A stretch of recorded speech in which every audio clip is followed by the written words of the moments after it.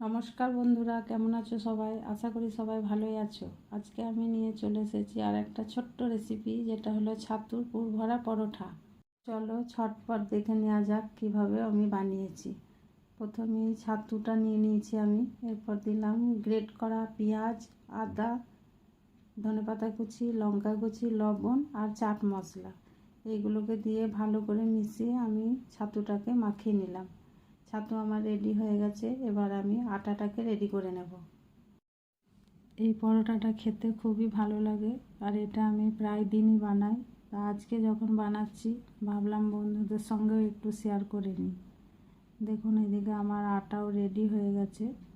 এবার আমি একটা একটা করে পুর ভরে আমি একটা করে বেলে নেব। এদিকে আমি গ্যাসে তাওয়া বসিয়ে দিয়েছি।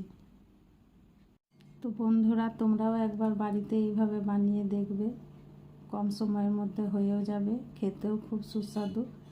আজকে আমরা রাতে সবাই এটাই খাবো। দেখো তাওয়া আমার গরম হয়ে গেছে, এদিকে আমার বেলাও হয়ে গেছে একটা। এবার আমি তাওয়ার মধ্যে দিয়ে দিলাম।